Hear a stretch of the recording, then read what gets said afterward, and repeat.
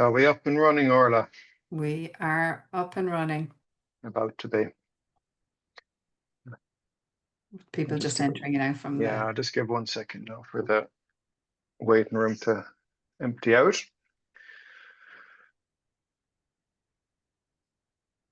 And we'll make a start, I think. Is that okay?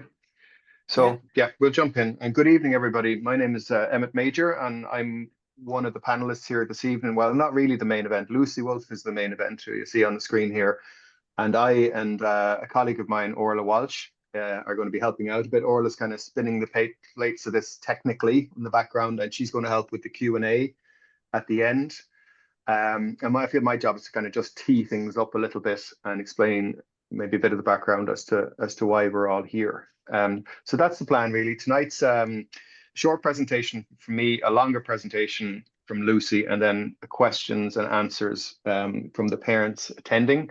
And there's sort of two ways you can do that. There's a QR code on the screen beside me, which you can scan that, and it'll take you to the kind of little parents booklet that we do. And then at the bottom of that webpage, you'll find an email for me.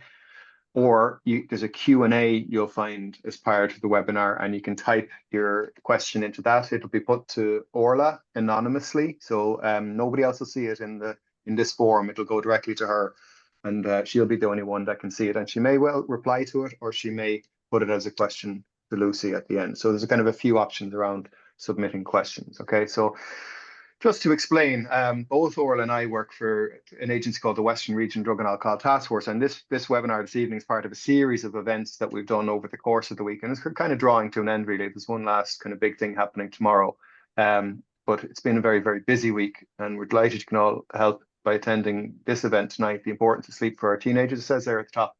The Planet Youth webinar was really a WRDATF Planet Youth kind of webinar, so it's kind of an important evening, I think. It's something we try and do every year. And I'll tell you a tiny bit maybe about this little project and why we do it as we go. So it's based on this piece of work that's ongoing in the west of Ireland called Planet Youth, which is a public health project looking to improve health outcomes for our young population. It says at the bottom there, it's an interagency project led out by the Western Region Drug and Alcohol Task Force. But these are kind of the big statutory organizations that are helping underpin it, if you like. That's the website. Most of what we're going to be talking about, or in the information, if you like. If you can do a bit more reading about it, you'll find it there on that website. And by the way, all of these slides will be available. We'll put up a recording and these slides and Lucy's slides probably over the weekend, so people could catch up with this maybe on Monday if they want. This is why we initiated the project here. These are kind of dramatically reducing substance use rates for teenagers in Iceland. This is kind of a way of working that was developed over time in Iceland very successfully. And they managed to improve all sorts of health outcomes for young people, including substance use, over the course, of this kind of the last 2 or 3 decades. Very impressive, actually. It's worth a look sometime. Here in Ireland, we're trying to use this approach that they developed to improve sort of general health and well-being outcomes for young people in the round, including substance use, certainly. And what's happening is every 2 years here in the west of Ireland, in Galway, Mayo, and Roscommon, which is our patch, we do this large-scale survey of our young people at 15 and 16 on the return to the 90 schools here in the region after they sat the junior cert. So they're 15 or 16, they come back typically into TY, maybe into 5th year, maybe into youth reach. Some might leave school, but wherever they are, we try and get them to sit down and fill in this questionnaire. And about 80% of the 15 and 16-year-olds in the region fill it out.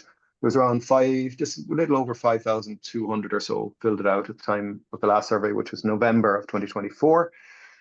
And it gives us a very detailed look at their lives. So we can see all about their lives and their round in terms of life at home, life in school, life online, hobbies and sports, and mental health, sexual health, substance use. It's all asked about in quite a lot of detail. Initially, it was kind of a paper-based survey, but it's moved online since then. And really, this is what we're trying to find out and work with. So what's going on in the lives of our young people that we can improve, or what are the risk and protective factors we can bring some influence to bear? And they all tend to fall into those big areas you'll see on the screen. So life at home, parents and family, life in school, life in their peer group, what are they doing in their spare time? And if you can make some small changes in these areas, it can add up to an overall big effect, which is a bit like what happened in Iceland, right? So these are the kids who sit the survey, 15 and 16-year-olds, but it's not really about them per se. It's more about the young people coming behind. So we do a big bit of work with our incoming first-year parents in the region, and also our incoming junior infant parents in the region. There's loads of information on the website, and you can see here there'd be kind of detailed, very detailed, in fact, county reports or municipal reports for the city, for the county, for Mayo, for Roscommon. We actually can write reports down to town or local level.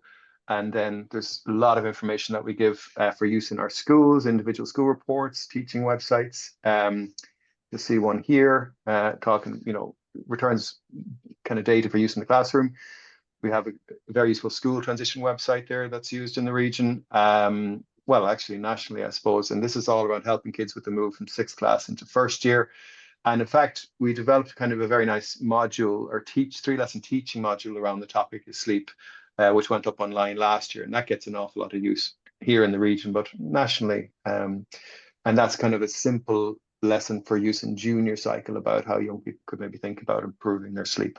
And that can be used in the class. And there's a lovely video that was developed up in Castlereagh to help support that, which I won't play now. We won't have time, but just move it on from here, right? There's very, very good kind of local data. We can begin to see what's going on from place to place. And these are kind of very detailed 52-page reports. And we can then show trends because we've done 4 of these surveys since 2018. So every 2 years, 2020, 22, 24, and we could begin to see what's improving or what's getting worse or what's doing well and where we need to make improvements. And again, we can write trends down into these local areas. So you'll see there, Patrick or Elmore Abbey or Blackrock, and that's Lough Key.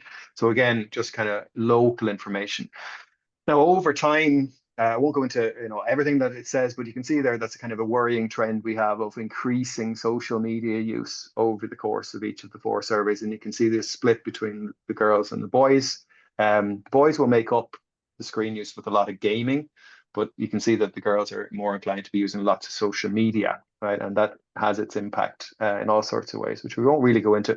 But this is one that's kind of really is of significant concern. So these are young people what we would describe as in kind of sleep deficit or getting quite low levels of sleep, which is 6. We kind of rate that as 6 hours a night or less, because kids are asked, how much sleep are you getting? And we can work out, is it 6 hours? Is it 5 hours? Is it even down as little as 4 hours? And some of them are, right? But this is the sort of picture. You can see back when we started in 2018, we were at 18% of girls were in sleep deficit and 13% of boys. It took a huge hop up during COVID and hasn't really returned to where we were at the outset. So there's nearly 1 in 4 girls in sleep deficit and about 1 in 5 boys, right? Which I'll show you a tiny bit more about this. There's a huge amount of parental information that's distributed in our schools here in the West.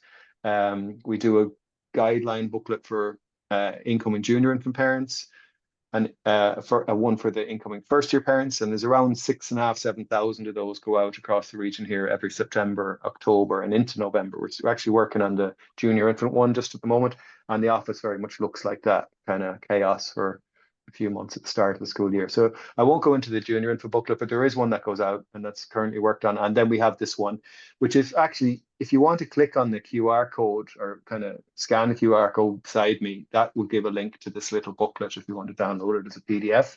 So we send that out, and we send out the kind of fridge magnet or fridge sticker there beside it, which has some guidelines around kind of, things to aim at, what really it's kind of a good times to be aiming at for bedtime.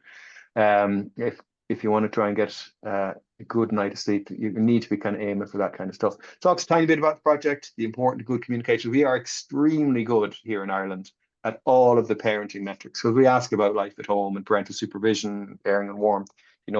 Parents know where you are at the weekend and who you're with, and all that kind of stuff is asked about. And we're extremely, extremely good here in Ireland. In fact, we've been improving with each survey. So there's no issues there whatsoever. All they're really trying to get at is that communication is really important as kids getting older through secondary school, right? Talks about the importance of keeping them going in hobbies and sports, which is a big part of the success in Iceland, was this big investment into extracurricular for young people, keeping them busy, doing things that interested them, and creating almost things, a kind of landscape where there's lots of things for them to do. So that's something we're working on here, trying to improve. Talks a bit about the scene around kind of smoking, vaping, nicotine, that kind of stuff, cannabis. We can see here it talks about alcohol, which is kind of our big problem with our young population. A lot of binge drinking in our young population, which isn't good. And it just kind of talks about how parental attitude is really important here. and to defer and try and push out as best we can. So the kids are asked about that actually. How would your parents feel about you using cannabis, smoking cigarettes, vaping, getting drunk, right? And these are the kids that my parents would be totally against it or against it. You can see there's a lot of parental disapproval for cannabis, smoking, vaping, but far, far less. Kids feel my parents don't mind me getting drunk as much. And of course, wherever that's the case, they are drinking at about 3 times the rate. So it is parental attitude is important there. We talk a little bit about screens and bedtimes here as well in the little book.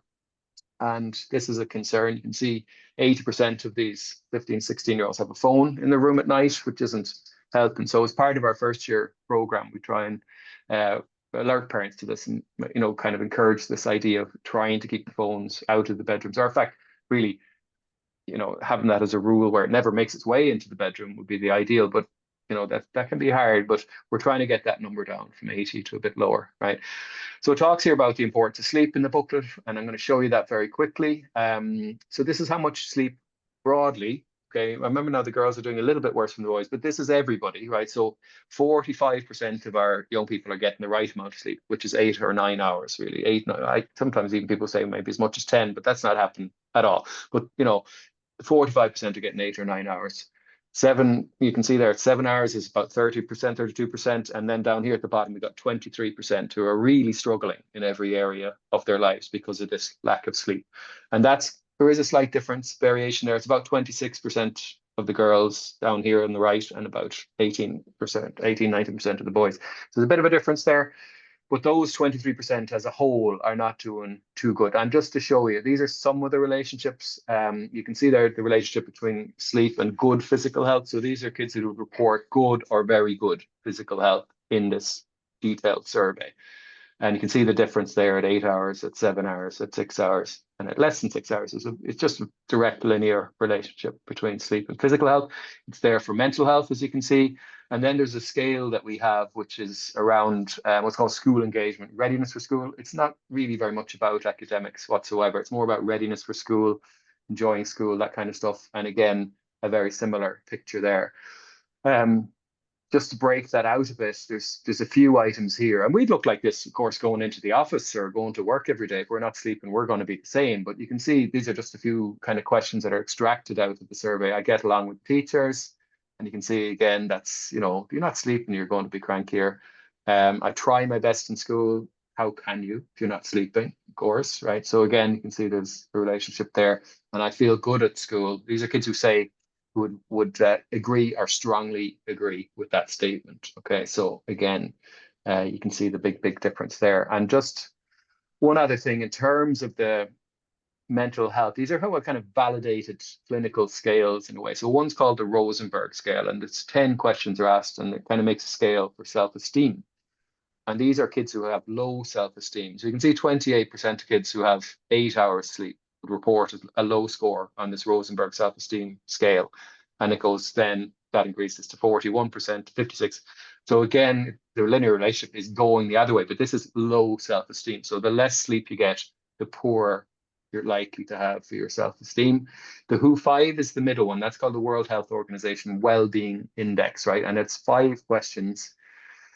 That's about general kind of, you work it out as a scale. And they say if you fall below this cutoff or threshold, you would warrant a mental health assessment. So you can see 18% of kids getting 8 hours sleep a night, they say would actually, well, we don't mental health screening in Ireland really like in this way, but according to the World Health Organization, 18% of our kids that get 8 hours sleep would warrant a mental health assessment, and then 31, 49, 64. So you go.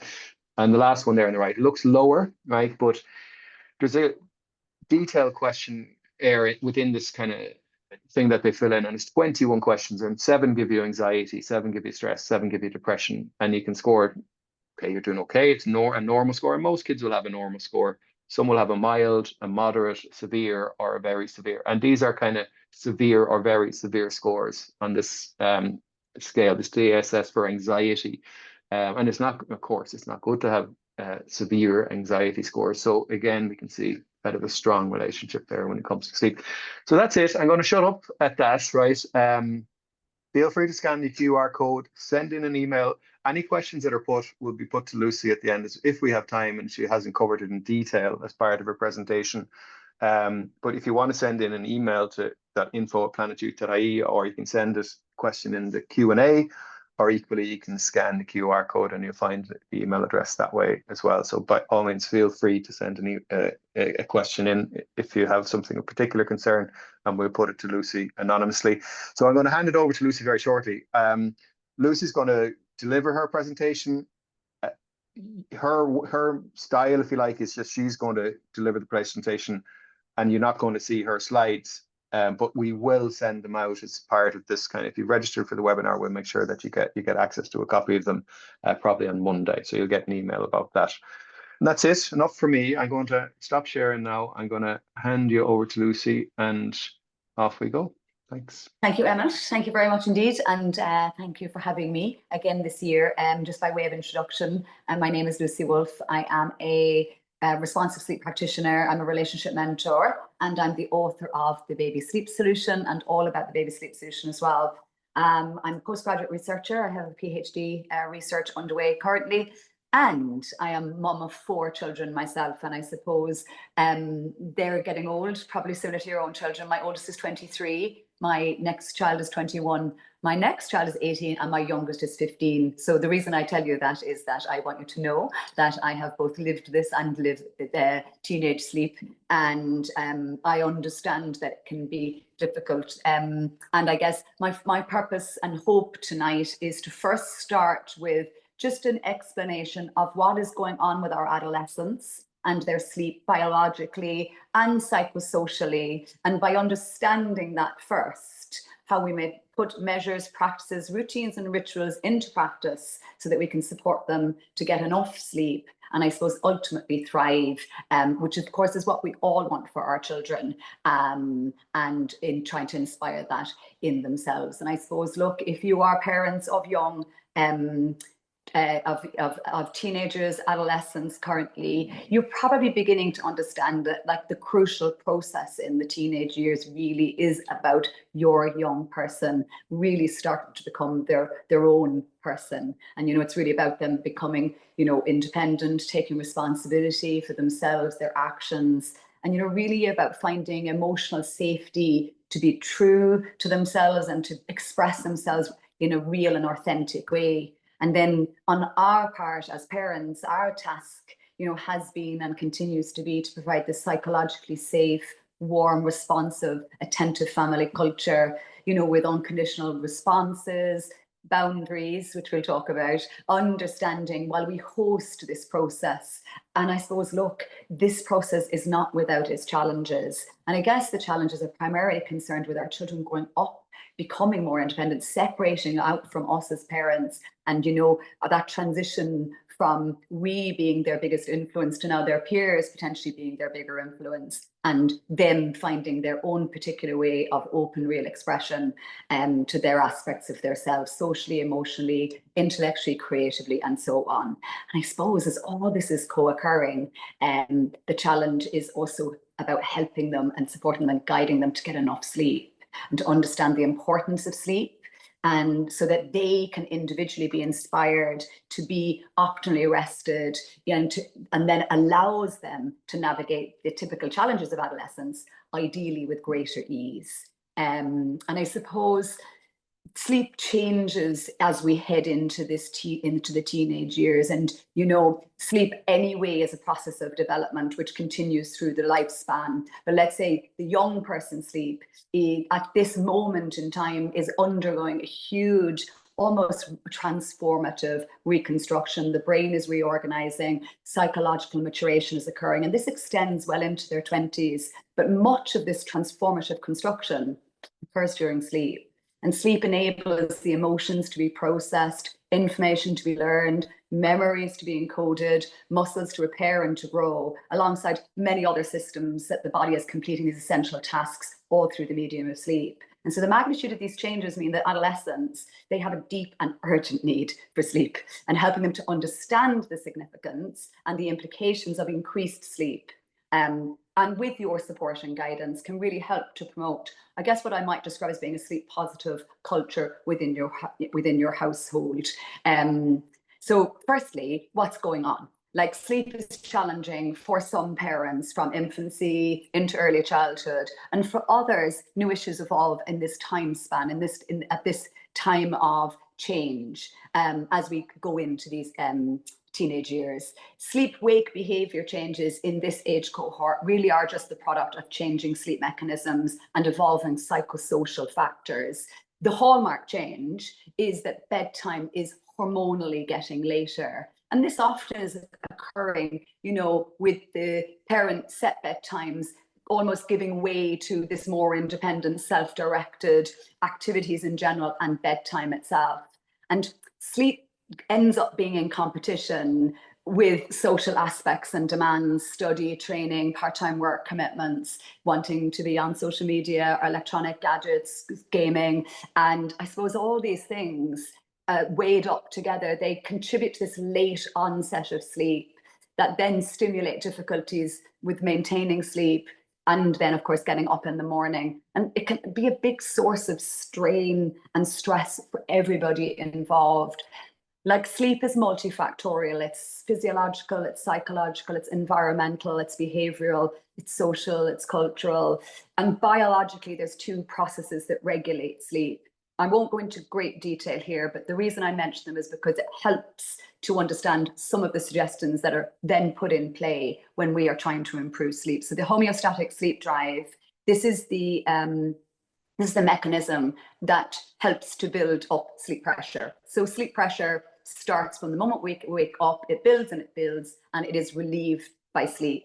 If we don't have enough sleep pressure, it's hard to get to sleep. And if we have too much sleep pressure, it also can be hard to get to sleep. And then the other system that regulates sleep is this circadian system, the internal body clock. It's like a biological pacemaker. It controls the circadian rhythm. It sends messages. It's influenced by internal mechanisms and external mechanisms. So what I mean by that is light, dark, eating schedules, exercise, uptime, downtime. And I suppose naturally occurring within the body as bedtime approaches, our body temperature starts to drop, the levels of melatonin rise, and this can help us to get to sleep with ease. And basically, it's the alignment of these two processes that predict how easily you get to sleep and whether you manage to maintain sleep, and obviously how well you are staying awake during the day. And I suppose the ideal balance between these two systems is generally challenged in these years because both the processes have developmental changes, behavioral and social demands also alter the balance. So it's a lot of things that we're contending with when we are trying to help our young people to sleep better and to kind of get invested in that. So Emmet's already just mentioned about how much sleep our children need.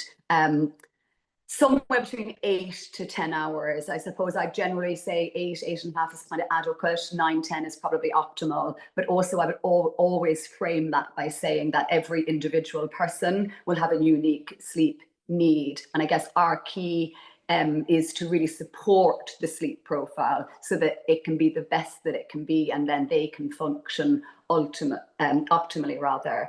I guess you probably don't need me to tell you, but too little sleep does impact mood, behavior, concentration, learning, has an impact on weight gain, and otherwise there is a relationship between conflict, depression, and anxiety.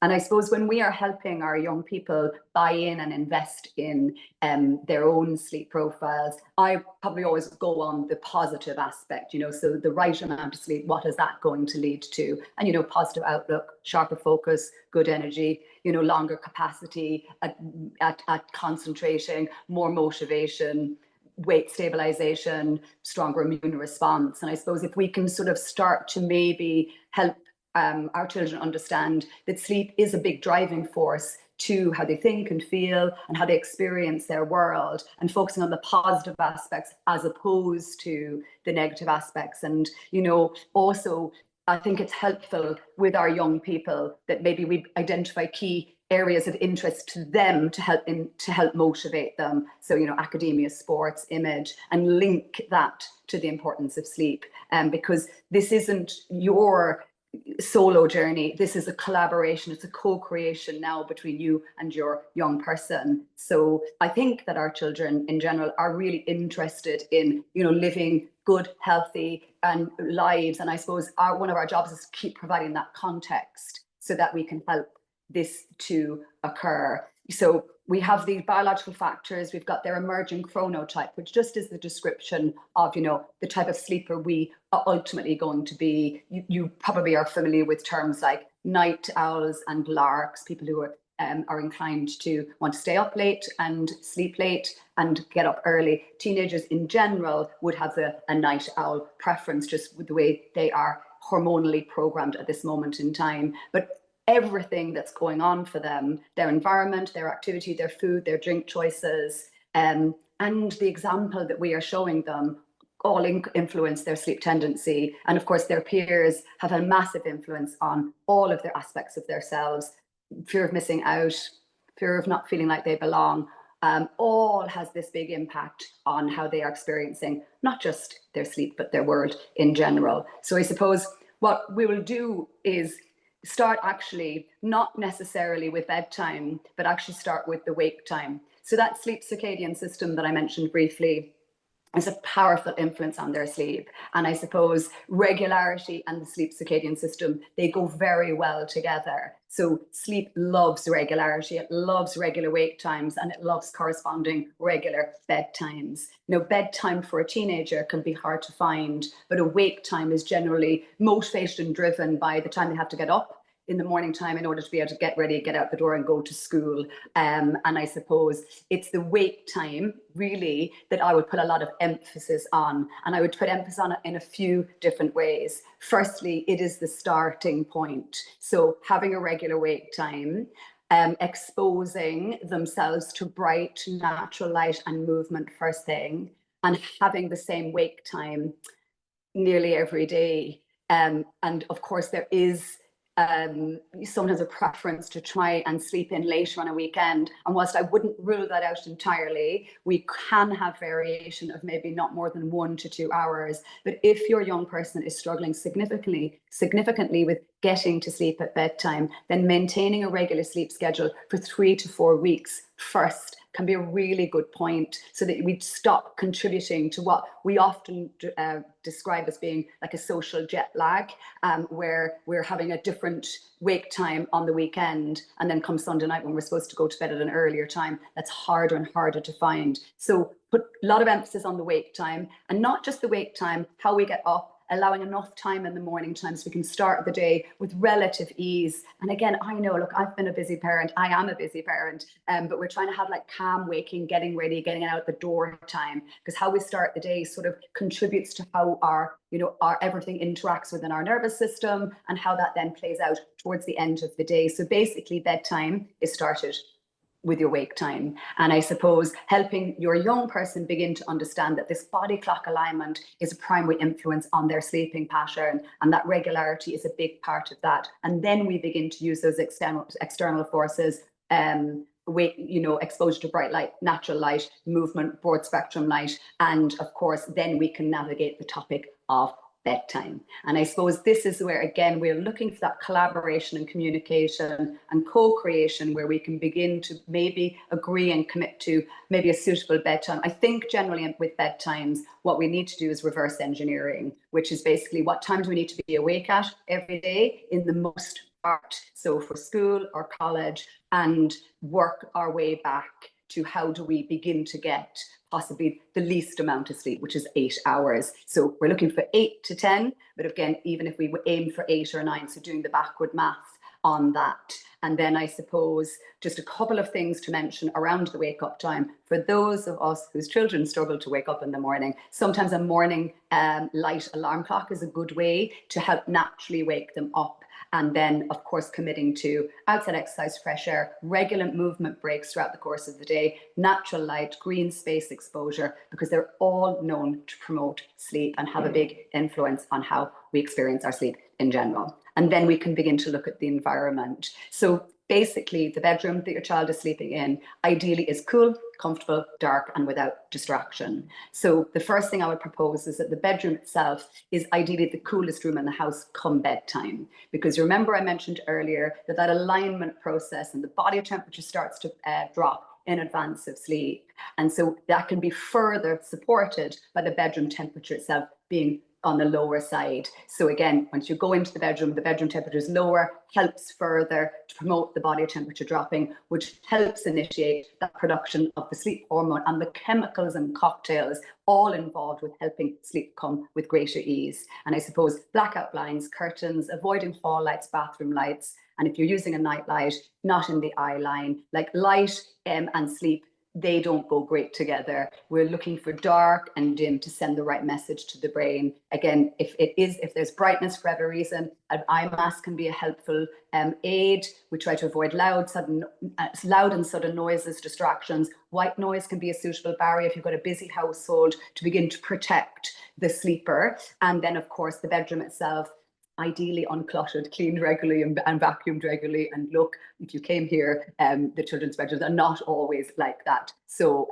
just that we're looking for the place that your child sleeps in to be a sanctuary. Now, of course, I'm very aware that often the bedroom is used for a multitude of different things, not just for sleep. I think it's best in the run up to sleep time to try to avoid using the bed for anything other than sleep. So kind of have a distinction. So even if your child is using the bed to hang out on, even do study and homework in the bed space, it's best if we create a distinction in advance of sleep time so that the brain and the body are not confused about what it's supposed to do when it gets into bed. So that's easy things that we can do in terms of the environment itself.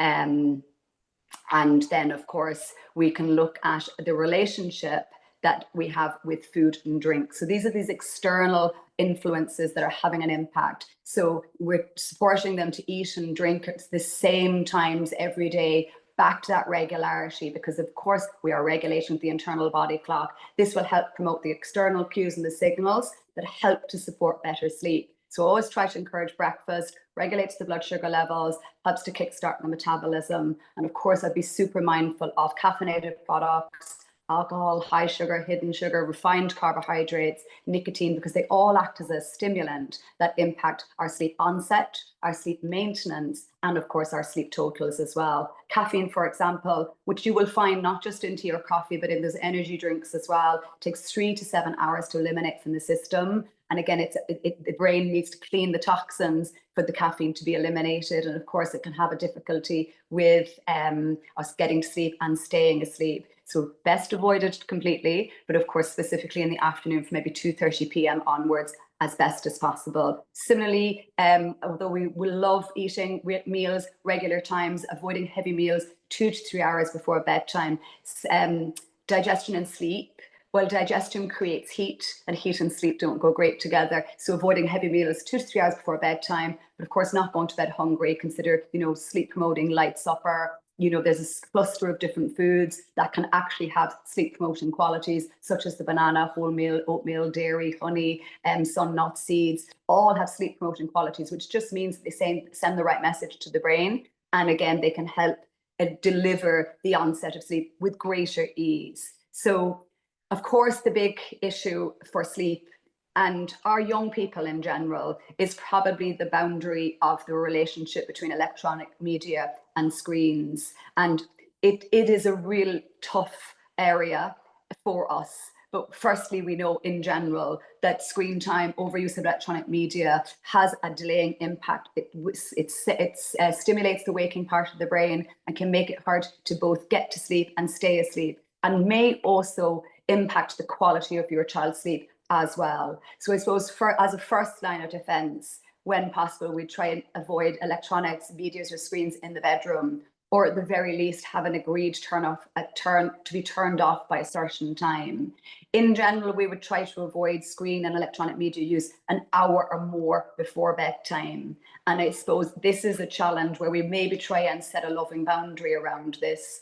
Open conversation, communication, us setting an example are all part of that, so that it's no good us asking our children to turn off their screens and their electronic media and not maybe doing similarly ourselves. But also when we begin to take aspects away, we probably need to replace that activity with another activity. And I suppose this is where we perhaps start to look at lending things and creating buffer zones that will help us to promote a sleep-friendly culture within the household. So once we begin to take and put a boundary about what time, gadgets go off, where do they live at sleep time or close to bedtime, I guess what then has to happen is that we look at, a calm and a relaxing parent-child connection time, and that this almost begins your bedtime routine. Preparing for bedtime, especially when sleep is challenging within the household, is ideally probably begun about an hour to an hour and a half before the agreed bedtime. So the allocated lights out time, which sometimes sounds like it's such a long lead-in time, but because modern life has had such an impact on how we experience our world, we're always on overhead lights, and the screens are all stimulating the waking parts of our brain. And we need to create a buffer zone so that we slowly bring the sleep ship into harbour, if that makes any sense to you. So we might look at about 30 minutes to 1 hour of relaxing activities that can be both family orientated or singularly operated outside of the bedroom, but then complemented by maybe 20 or 30 minutes in the bedroom itself before lights out. So you're almost creating a pathway to lights out, and you are having a run up to that. So I suppose I'm going to give you some examples of what things that you could be doing, both as a family and your child individually. And I suppose I'll just suggest that in terms of screens, watching a movie is actually a good thing to do, or television episode. It's passive on a television, reading, with red or low lighting, but playing video games, watching a TV show maybe on a laptop, or reading with bright lights, those activities we don't necessarily consider to be perfectly positioned in this buffer zone that we're trying to create. Now, I'm going to be realistic with you. I'm so aware of all the demands, the extracurricular activities, the training, the classes, the study, the homework, that all are happening.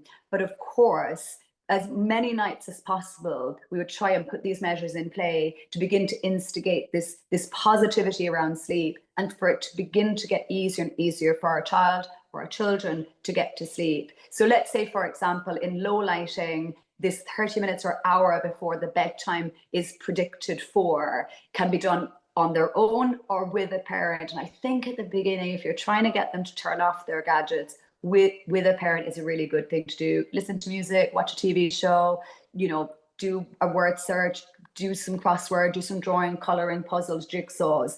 Ultimately, we're trying to hang on to our kids for as long as possible. Of course, they're looking to separate and detach, but at the end of the day as well, the deep-seated need for our child has never changed, is to feel seen, heard, loving, belong, understood, and in your holding world of family. So it's one of our tasks is to keep creating that loving, attentive, warm, responsive family culture. And I suppose, it's easier in the early years where we're determining things. We know the time on the clock, we're reading them stories, but everything gets handed over to them. And sometimes when we're struggling with sleep, it's about beginning to take it back a little bit. And then loads of dialogue, loads of eye contact, loads of contact, physical presence, active listening, and being available to them. But what I would also say is no real new learning in this time. So now isn't the time for new cognitive learning. This is about bringing things down and in anticipation of leading to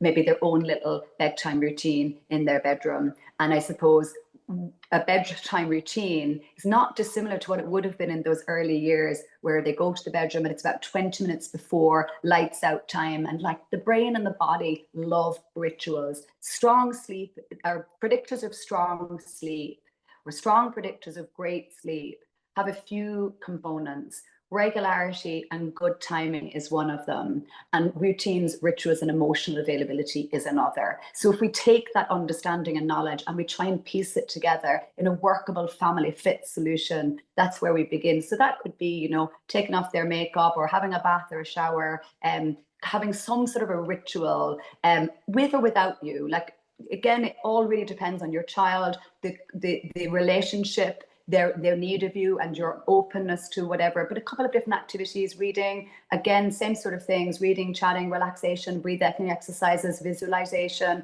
meditation, brushing the teeth, pajamas, doing a little bit of journaling, last chat with the parent, lights out, pajamas, watch an episode of the TV, chat book, lights out, just about getting a little bit of a rhythm going. And then lights out. And you're looking at either doing that with them or them doing it solo. But of course, these rituals and routines, they're great because they're beginning to initiate to the brain and the body a relaxing, a downtime. And we desperately need that downtime. We can't just expect the body to go from alert to asleep with no buffer zone. So that's what you're doing. You're creating a twofold buffer zone, a bedtime routine that sort of starts downstairs and then goes to the bedroom, and then there's lights out. But of course, stress and anxiety, the thoughts, the feelings, the worry, the concerns, they make up more than 40% of sleep issues experienced by people in general. Unwanted thoughts, feelings, they flood the mind. They increase the adrenaline, they create the fight, flight, freeze mode that makes going to or returning to sleep really challenging.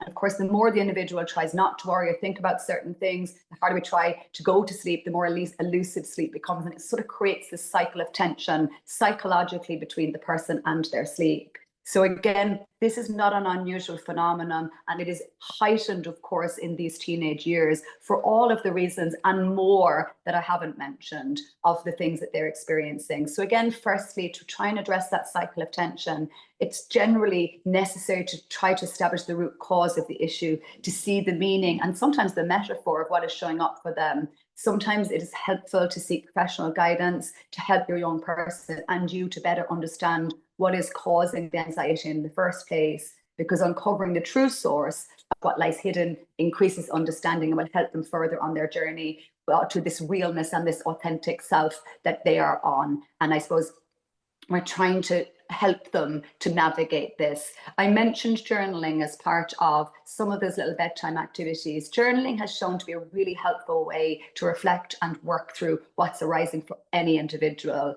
And also keeping a little bit of sleep diary can also help you and them begin to identify those vulnerable areas. So, when I talked about having the regular wake time and then maybe trying not to stray too far from the regular wake time, even on a weekend, but having a sleep diary can really help you to understand that. And of course, then you can start to piece together what other adjustments and changes would be valid and helpful within your little household. I'm going to include in the screens that I'll send through to Emmet, this are just a couple of exercises to help still the body and the mind. So that's often what happens. Lights go out, and then the thoughts and the feelings begin to conspire against us. So again, we look at a mindfulness and a breathing dynamic that can help us to relax. So I'm going to supply you with a breathing awareness exercise. There's a couple of different ones. There's like a body scan one where you can begin to just go through all your body parts and align that with breathing.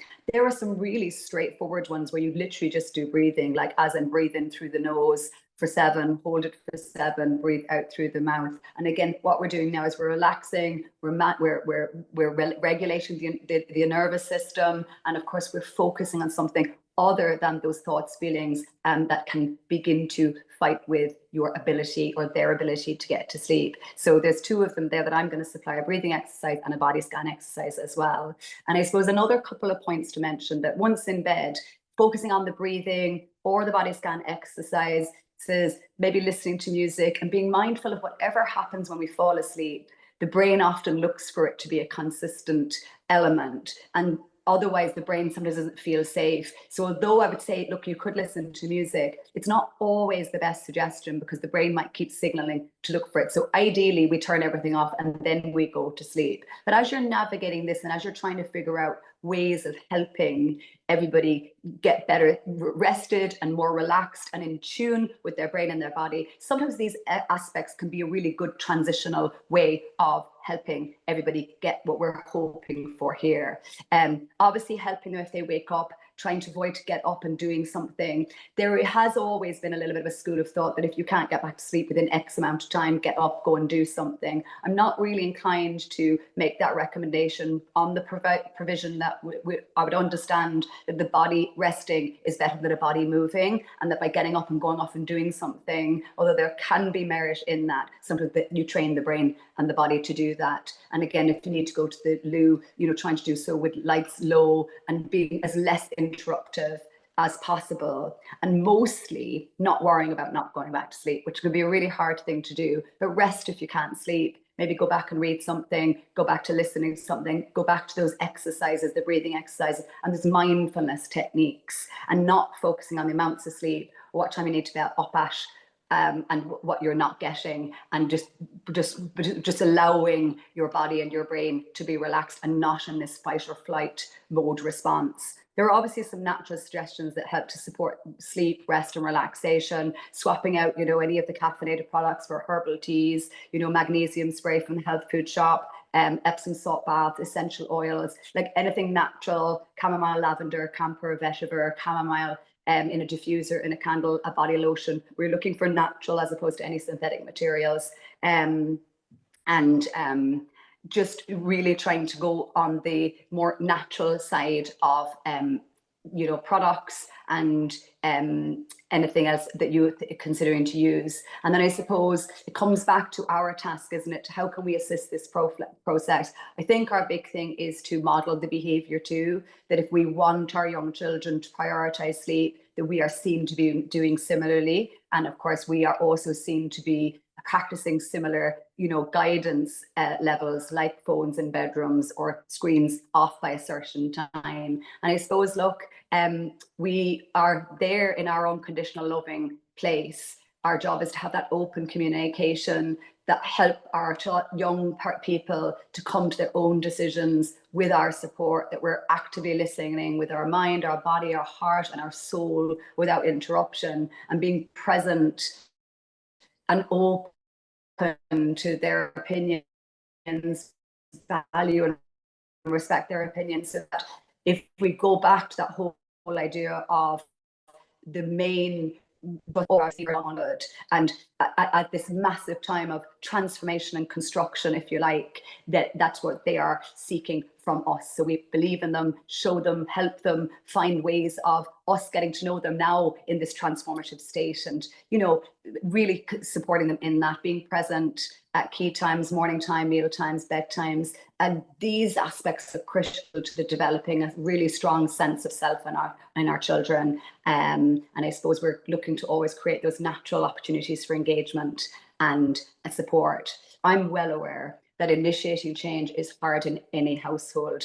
There is such a huge competition of needs within our households, coupled with the social demands, the study, the extracurricular, our own demands on ourselves, and just understanding that for the teenagers themselves, this perfect storm is erupting within. Let's collaborate, let's attune with them, let's help them to problem solve and resolve it together, and just make those changes kind of one step at a time, and just being mindful of all of the force factors that are influencing them, internal, external, and impacting their sleep and their sense of self at the same time. So Emmet mentioned there that I'm open to questions, which I am. So I'm going to open the floor to questions. I think Emmet has already discussed the different avenues for which you can raise questions with me, and I'll be delighted to share some insights to an individual situation that might be coming up for you in your little household. Thanks so much, Lucy.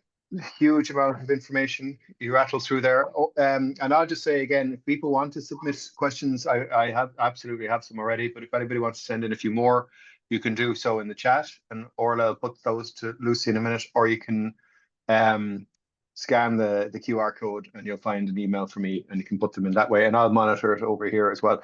Just quickly before we start, Lucy, I just want to share my screen again, because there was a question came in saying, am I sharing the right screen? I am, yeah. So there was a question came in saying, this is great for parents, and the parents have the opportunity to come to this, and but is this being delivered in school? Are people going to school, and is this is this being taught, or talks like this happening in schools, and I was saying, well, they're not really. You know, school sleep isn't particularly well covered in the national curriculum, or it hasn't been until now. So it's not really been, you know, a subject within the SPHE area or well-being. But I think that, you know, they're upgrading the current curriculums in those areas, so it might have a little bit more. And the other thing is, it's not really in the national discourse very much. I think you'd agree with that, Lucy, to say, you know, we don't really talk about, you know, us as adults not getting enough sleep, or generally speaking, we're all not getting enough sleep.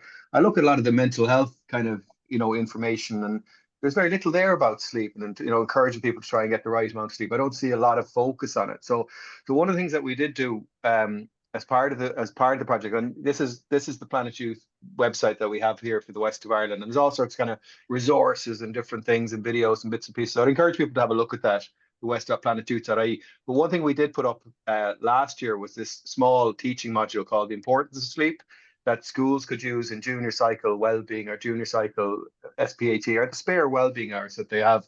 And it's three simple lessons, really. One is called About Sleep. There's teaching plans and resources and video and classroom worksheets and sleep diaries and questionnaires and stuff.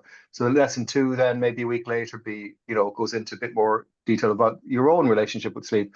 And then the lesson 3 would be about, well, maybe some things I could do to improve my sleep. So it's a little simple teaching module. It's getting a fair bit of use. I think there's been about 1,000 downloads of the lesson plan, so that's encouraging. But it's not a subject that's well covered, you know, in the curriculum. I don't think it is anyway. Lucy, have you any thoughts on that?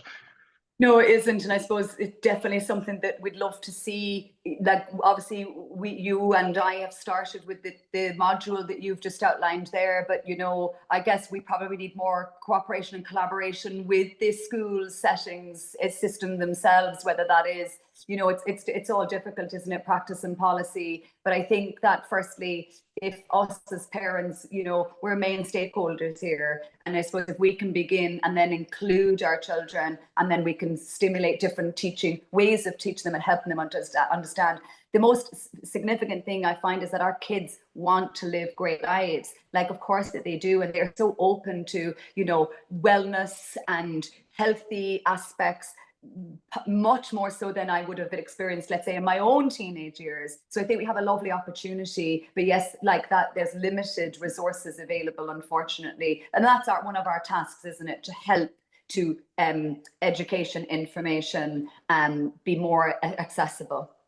And maybe raise awareness as we go around the whole topic. I think because it is such a critical health problem in our young population, I think. But anyway, Orla, have you seen anything there that you come through and chat that you could usefully put to Lucy? Yeah, we have a few questions, and they vary actually quite a bit. But one parent is asking about 2 teens sharing a room. One has to get up early at the weekend, the other's in school all week and wants to sleep. Any suggestions about remedying, or kind of any tips for managing that? Well, I think that, you know, when we are sharing spaces, and I suppose I'm so aware of all the different dynamics that we have. Like, I mean, I talk about maybe studying in the bedroom, but I know that doesn't always happen. And I also know there may not be a separate place to study. And I know that not everybody has their own bedroom and otherwise. And I suppose basically when we're room sharing, it really is about having probably boundaries and respect around that. So if one person's sleep profile is different to the other, that we have that communication and conversation about, you know, are we quiet? Do we wake another person? You know, is there an opportunity that, you know, you have to have your training gear outside the door and get ready in the bathroom the mornings of the weekend, so that we're kind of having that cooperation and co-creation around these shared aspects, because everybody is important in the equation, and it's just trying to, I suppose, have that a value assigned to it, and in 2 ways, that we respect what another might need,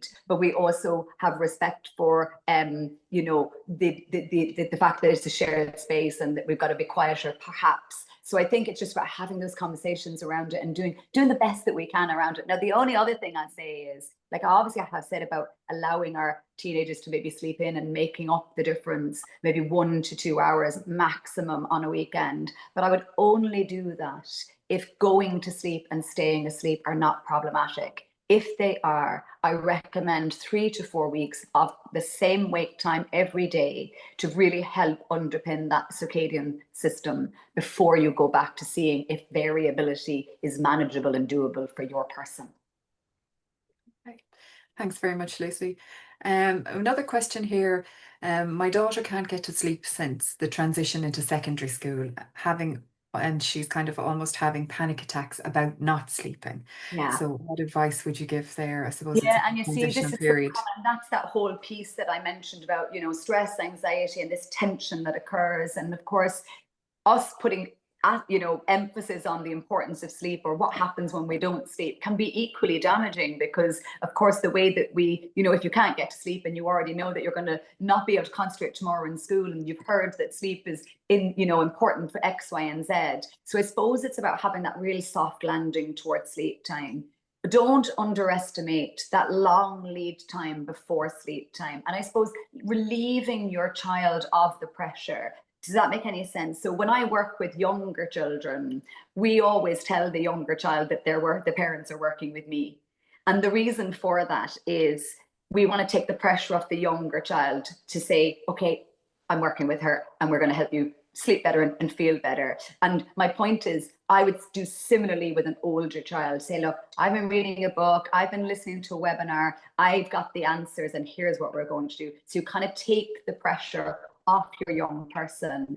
Now, of course, you mentioned that the problems are occurring as you've made the transition to secondary school. And it's another transition, again, occurring alongside all these other constructive, transformative aspects. But also I would try and see, is there something else going on here? And I'm sure you've been digging and doing your best to try and find out socially how things are, you know, how things in the class. And I know all of that. And then I just take control of the things I can control. So don't underestimate what we've talked about tonight. The wake time, enough time in the morning to have a smooth start to the day, the exposure to light, the movement breaks throughout the course of the day, using light, darkness, making sure we've got that boundary, and having that lovely transition time into sleep time. I don't have it all right, and I absolutely don't. But one thing that we did when our kids kind of moved out of, you know, the bedtime story and they start to become more independent, we started to have this kind of whole idea of a family meeting. So everyone put away all their stuff, and then we just used to have, it was like a frat house kind of style. But basically, you're kind of just doing that bedtime routine without them really even knowing it. All the gadgets are put away, and now we lead into this board games, card games, and then into sleep time. And I suppose helping her to have some of those coping mechanisms, meditation, visualization, breathing exercises. And I suppose don't be afraid of seeking professional support if this feels like something you cannot manage on your own. Thank you very much. I might keep going, Emmet. There's a good few in the chat. Yeah, you keep going. I Yep. have a few here, but I'll pick up anything you don't cover. Okay. Okay, perfect. Lucy, do you have any advice for neurodivergent teens, ADHD, ASD, which cause a lot of challenges around sleep for parents? I know, and I think myself. really what I'd love to do at some point is that we would do a whole webinar really dedicated to the neurodivergent child. And I suppose at this moment in time, I haven't got stuff ready for that, if that makes any sense to you. And I always want to prioritize and privilege the individual. That said, I also start with all the fundamentals of sleep principles, regardless of, you know, diagnosis or otherwise. So I always start with the fundamentals, and then I funnel to begin to match the sensory profile and the individual needs of the child a little bit further. But I think ultimately what I'd like to do, and then we'll have a chat about it, is maybe that we would dedicate a full webinar to that at a later point in time. Well, I'd certainly be game. I think that's Yes. a good idea. You know, I think there's been that's been picked up in a few other areas too, Orla. It Maybe it has was something we this could week, be, yeah. we could be thinking about doing specific couple of bits, because I have a few questions that came in that line as well. Would you keep going? And Yeah. I'll pick out the ones I think that are, you know, we can usefully cover when you're finished, Orla. Okay. One of the things is bearing in mind your recommendation, Lucy, for keeping the bedroom on the cooler side. What are your thoughts on electric blankets in wintertime? So a little bit different. You see, it depends it's very individual, isn't it? So I suppose let us just first say the body temperature drops for sleep to come. Does that make any sense? So the body temperature drops, the sleep hormone rises, and that little cocktail, along with a few other hormonal chemical interactions, help us to get to sleep with ease. If we're hot, potentially, with that cocktail doesn't come and sleep is elusive. Does that make any sense to you? So I suppose I'll kind of turn that question on its head and say, if sleep is unproblematic, perfect. Use the electric blanket, have the hot water bottle, etc. But if sleep is problematic, what we try to do is heat up to cool down. Does that make any sense to you? So have your hot water bottle as part of your downstairs ritual.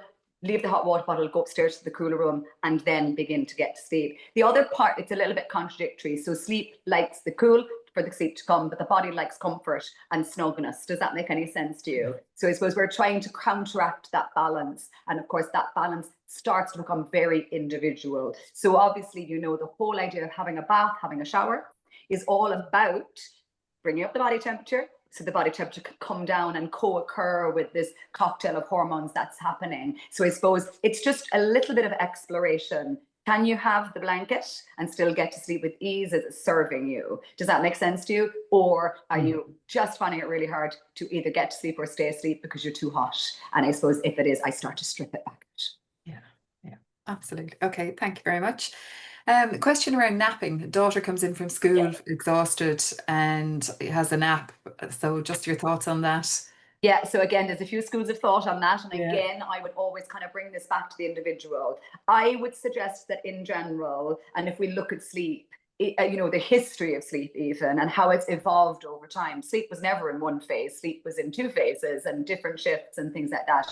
However, napping and then not being able to go to sleep, that doesn't make sense. So if we nap and we can still go to sleep with ease and maintain our nighttime sleep, that's a really good way of getting enough sleep. Okay, it's a really good way of keeping the body rested. However, napping, and then that meaning that the sleep pressure that we talked about, remember the balloon blowing up and then needing to be relieved by sleep.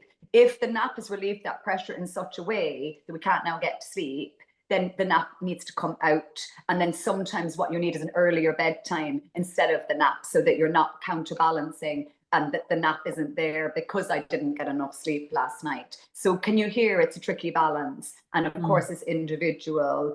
Again, there are different schools of thought with the nap. For example, shouldn't be more than 45 minutes, shouldn't be later than 2:30 p.m. In general, what we need is about 16 hours of awake time before we can go to sleep with relative ease. Some people can tolerate a nap and still go to bed. Some people cannot tolerate the nap. And that's that little tightrope walk that you would need to do. Okay, thanks very much.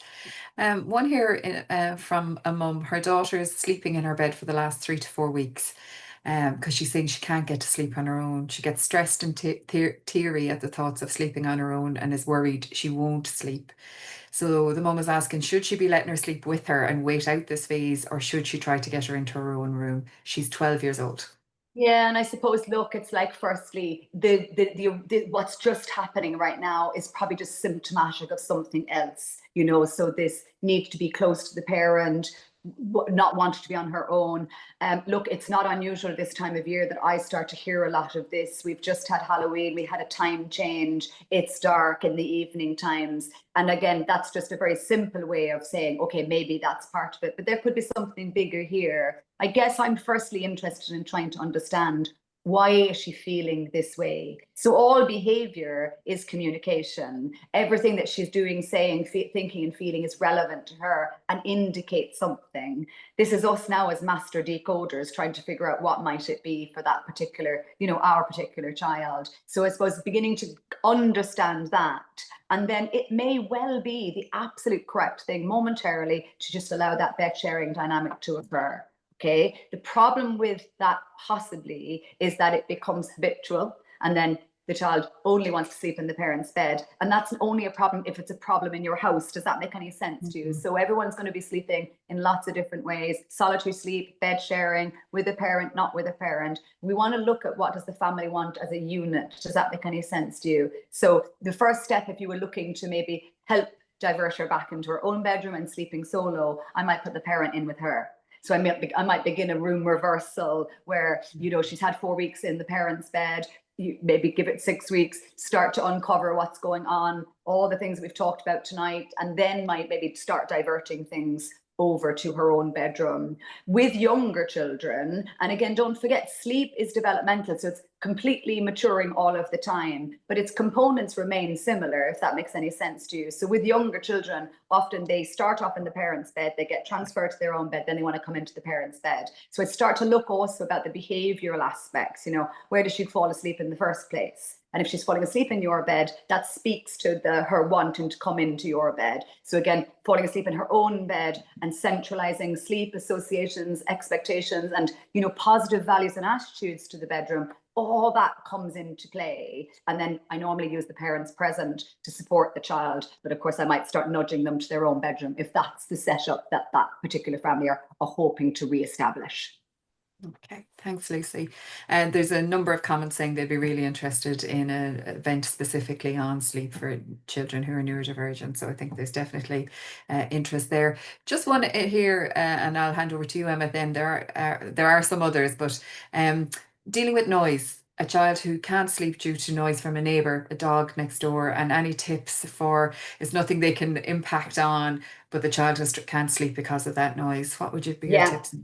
And you see, the thing is, like, you know, when we talked about the environment, you heard cool, comfortable, dark, without distraction. And of course, that doesn't occur for all of us. You know, it's hard to get that with noisy neighbor, dog barking, older children. And I suppose anything that interrupts our sleep will interrupt our children's sleep. So sudden noises, loud noises. And of course, one of our tasks is to see, can we create a buffer zone? So the white noise that I briefly mentioned is one of the best buffer zones. So basically white noise, you can download apps, you can have a white noise machine. The purpose of it is that in theory, the brain only hears the white noise. So when it's transitioning through its natural sleep phases, coming up to the surface, it only hears the white noise, and then it buffers out the sudden noises, if that makes any sense to you. And theoretically is helpful in that regard, and may not be. It depends on the age of this child as well. Like if they were in the,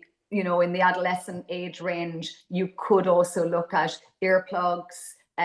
You know, some really good, comfortable ones on the market. Obviously, I'd want you to make sure it's age relevant. But of course, what you're trying to do is you're creating the context. So you can't rely on the neighbor to do it for you. You're trying your best to make that environmental switch. And an earplug, a white noise machine is probably one of the better ways of trying to do that. Okay, thanks. One final one, sorry, Emmet. Somebody's asked around the difference between, you mentioned about watching TV and the screens on TV versus the laptop. So they're just inquiring about that again. Is it not the same technology, or just? It's, if you think about, where do we have the laptop? We have the laptop really close to us. On our lap, if that makes any sense. But if we're watching a TV screen, generally the TV screen is much further away, because that's how it's always been. So I suppose that would be the difference. Plus, there is a specific light that emits from the electronic device that is known to impact and interact with the waking part of the brain, whereas that seems to be more remote in the television, but mostly it's just to do with proximity. Okay, thank you very much. Emmet, will I pass over to you and I can come back? No, I have a few bits. I have a few bits I can go through here, if you don't mind, Lucy. We're pushing for time now, but we'll give it. We can't get. We'll try to work towards 8:15, which is what we always aim at, right? So we'll get through the last few bits. Now, I do have a good few questions here on ADHD and other neurodiversity stuff. So I'm thinking, Lucy, if you'd be willing to maybe revisit this in January, or late January, maybe, or early February. Yes, and I suppose just to do it justice, I don't want to I just haven't. I would want to do some more research for the participants, so that what I would present would really be congruent with that particular cohort. And do you think that's a realistic sort of timescale if we kind of said late January, early February, something like that. Yeah, it might be a little bit Revisit ambitious this. for me, but yes, if you tie me in, I'll deliver on the day. All right. Well, I might just do that. So I think and what I say to the parents in attendance here is, because there's a lot of people registered, and not everybody that registers comes, but what we're never in the business of kind of bothering people or marketing, but what we'll try and do is, usually when we do this webinar, we kind of do a general broadcast out to schools to say, this is on, would you let your parents know? And some do that very well, some do it a little bit less, some never see the email, some see it and don't appreciate it's for them or whatever. So there's a whole range of, and it's a little bit hit and miss, I suppose. So what I'm saying is, we may well contact the people who registered for this webinar with an email to say, listen, this is on, whenever we get it pinned down. If people are okay with that, because I think a lot of people would find that kind of useful and helpful. So we will do that. Otherwise, maybe keep an eye on the website, because we will kind of usually put some stuff up, maybe a week or two out to say it's coming. But I think the direct approach might work best here, certainly because a lot of parents that have come, I think, that have that interest. And it's such a big topic, because I have a few questions here about melatonin and ADHD, but maybe just touch on the melatonin thing regardless. Yeah. And say, like, I suppose in general within the scientific community, it's under researched, first of all, and the first line of defense with sleep issues is actually the behavioral and sleep hygiene aspects. Like, that's where we really always want to start. That's not to say the short-term medications and look, melatonin isn't a medication necessarily. Like, it's a naturally occurring hormone, okay? And I suppose then it's a supplement that you'd be taking. There's lots of different discourse in the scientific community around it. As a practitioner, I am not in that world, it's outside of my scope of practice. But I guess in short, sometimes something like that can be helpful to regulate and establish some sleeping patterns. But what I would want to stress, nothing beats addressing the environmental, the behavioral, the emotional, and the behavioral aspects of sleep issues, rather than the sticking band. And sometimes that's what something like melatonin might be. And I would just, I guess, would always create space for something that might help, but always then rely on what we know to be the most effective means of supporting sleep in general. Thanks, Lucy. Here's one I'm a bit guilty of. What would you say about, like, reading to the point of falling asleep? Or should you put the book down and then, devote your time to fall asleep? You know what I mean? There's a distinction there, isn't it? I think, we all develop our own sort of idiosyncratic ways of getting there. So you've just disclosed, Emmet, you read to the point. I read to the point of sleep. I have a Kindle that turns itself off. I read, I know I'm just about to fall asleep. I slip it under the pillow and I go to sleep. Okay, so it works. I go to sleep, I stay asleep. Okay, so I think it's about developing, what works for. The problem is when things aren't working, then we start to get very forensic to say, okay, that might not be helping you. What are you reading? Up to what time? What light is being used? And then really trying to explore it. In the main, I'd be so supportive pretty much anything that helps you both get to sleep and maintain sleep, provided it is doing that, if that makes any sense to you. It does. Now, here's a parent with a night owl, right? I think, right? But you can tell me your thoughts. The 16-year-old daughter has always had problems getting sleep since we got her to give up sucking her thumb at age 6, right? We've tried mindfulness, rescue remedy, body scan. She could still be awake 11:30 and unable to get to sleep. Her phone is downtime from 9:30, and she's very active with sports and eats well. So it sounds like they're doing and trying everything, unsure what to do next. Yeah, and I suppose, look, my heart really goes out to you and parents in general. It's a tough act, it's really difficult. And when things aren't working, it's really difficult. And I suppose when we take out something like a support, like the thumb sucking, the thumb sucking probably was just holding things together. And when it comes out, it kind of exposes maybe a vulnerability within the sleep pattern in the beginning. Now what's happening is at age 16, you've probably had loads of different dynamics, different habits, expectations, attitudes around the sleep, and this whole sort of like tension around sleep. I guess because it sounds like you've probably tried a lot of the general aspects, it might be time to work directly with someone to help you, because then they can really begin to understand your child, they can begin to understand themselves, and that then might need like a plan, you know, where you are supported over the course of a few weeks as we begin to understand her sleep tendency. Like, young children in this age profile are night owls by their very design. Okay, like, so a lot of children, adolescents, teenagers have this late profile. It's hormonal, it's not there, it's not something they're willfully doing. And the suggestion is that a lot of them can't get sleep much before 10 or 11 o'clock. And some of you will be saying, well, I can't get my child to go to sleep until 2 or 3 o'clock. And again, we're going back into all those demands and the social aspects, and, you know, this buffer zone and this wake time idea.